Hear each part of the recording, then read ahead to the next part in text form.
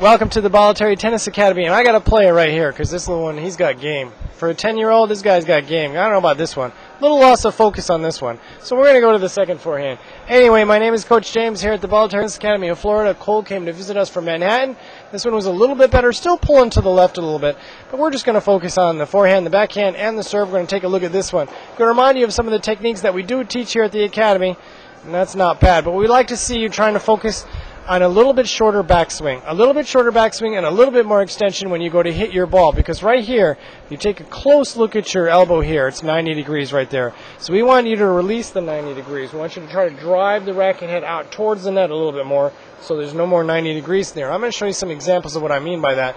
Got to get that elbow off the body. Always focus on transferring your body weight and the handle of that racket out towards the ball and doing the brush. You already understand topspin. I don't have to say anything about the topspin aspect of it. But look, that's what we teach our students. Let's get you to a good ready position. We'd like to see our students having a good wide base, the feet wide apart. The knees are bent, lowers the base if you bend those knees. Use the legs, strongest part of your body, keeping the elbows out in front of the stomach, keeping the racket head up and out in front, pushing the racket out. You start by pushing that racket out. You can turn your hips and shoulders, just turning the hips and shoulders because the racket's already up.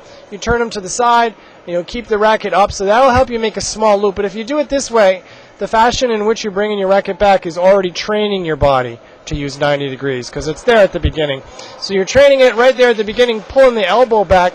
And then for some students, it'll be harder for them to release that elbow when they hit the ball. Some students will end up doing it, but some students won't. So that's why we're making the suggestion. We'd like to see you catching that racket and finishing. Look at his handle pointed up here. I want to see a good strong hit of square. Maintaining a square up here. Trying to keep this elbow, the upper part of your body. See the upper part of the arm here? It's aimed this way. Maybe if you could focus on having the upper part of your arm aimed in the direction you aimed your ball, and keep your shot a little bit simpler. Okay, making that much more powerful. Bringing up the models, I'll show you a couple. The first one is Martina Hingis, world #1 for a while. She's already got rid of her 90 degrees right there. She's going to hit all the way out at that ball, turn the racket head up when it's in front, throwing the hip around. Her elbow doesn't go any higher than her shoulder. She's done hitting her shot. Roger Federer will also show you a good forehand, and he'll show you the extension that I'm referring to. When he goes out to hit the ball, watch his arm go out. There's no more 90 degrees here in this elbow because he extends his forearm and the racket head out towards the ball. Now, he does do that, but when he touches the ball, he also brushes up, and there's the brush. And when the racket head is in front of his body, those strings are pointed out at the net. That's how they get that tremendous topspin. You already have the topspin. I just want you to have a little more strength into your ball and drive the racket head out, getting that back foot to come around here, okay? At the end, you already got that. I'm going to show you one more example here. This is a very good example of how to bring the racket back. Tommy Haas was trained here. And we're going to show you Tommy Haas hitting the ball. Watch. He's going to turn his hips and shoulders to the side. Look at the racket, how it stays away. So he's now pulling his elbow back, just turning hips and shoulders to the side, making his loop. And then he's going to hit all the way out at the ball. There, again, there is the extension right there, right? So they release the elbow a little bit to drive that racket head out through the ball and then all the way up, right? You have a good shot. There's lots of tips there, a lot of pointers. Let's take a look at a nice one hit. Look at this guy. Are you linebacker? I'm teasing. I gotta have some fun, man. I'm gonna do this all day. I gotta have some fun. That's a good answer. Yeah, I'm a linebacker. See if you can take me on a tennis court. All right, my man, look. Wide base, we got the wide base, we got a low base, we got to get those elbows out. All right, here we go. Turning to the side, bringing that racket back, setting that grip quickly. Get that racket back quickly, make sure it's set. Quickly, don't wait too long. So we want to try to make contact way out in front of that body, trying to get your body upright a little bit, but I like how you turn the racket. Your shot is over right now, by the way. We don't want you to go any more, okay? So when the one-handed backhand, instead of that handle pointed out at the ball, finish with that racket in front of the body with the handle pointed down. Okay? Let's see. This is a different one-handed backhand that you hit. This is a different one. I love the one-handed backhand. Try to stay upright. But this one, I wanted to show you this one because this one wasn't so good because you released the angle there. You have to maintain the 90 degrees between this forearm and that racket handle. And that one, you kind of let it go. Don't let it go. You're going to lose control on that.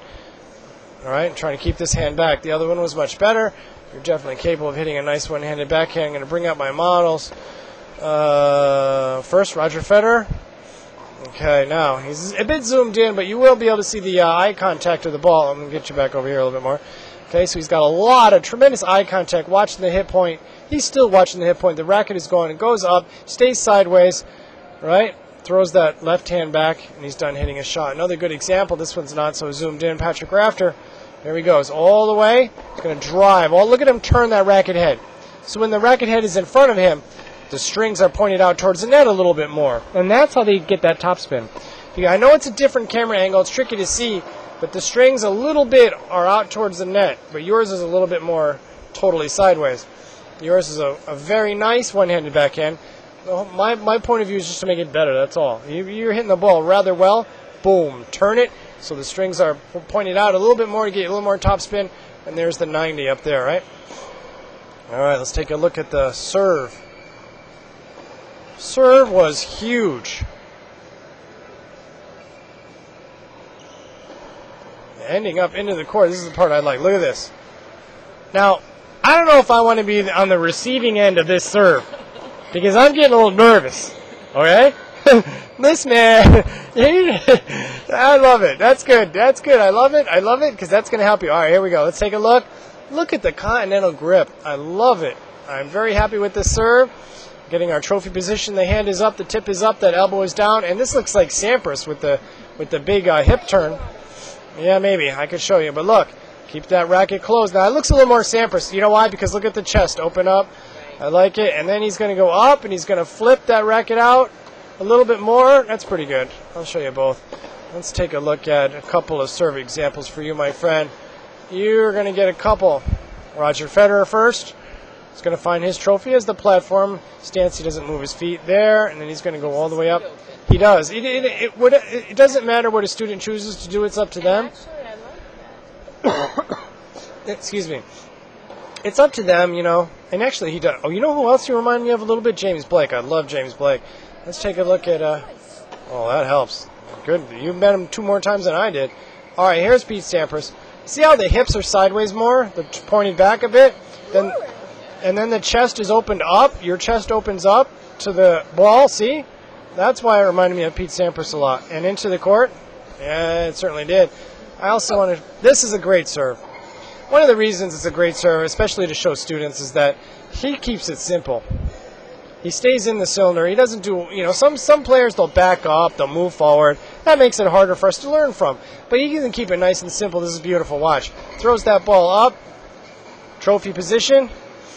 And then he's going to, a lot of pronation, snap all the way out. Boom. Into the court. My friend, I got to finish up your video for the day. It was a pleasure making it. Hopefully you will learn and benefit from some of these tips and techniques. Improve your game. Hopefully you'll come back and see us again before I see you on TV. Thanks, buddy.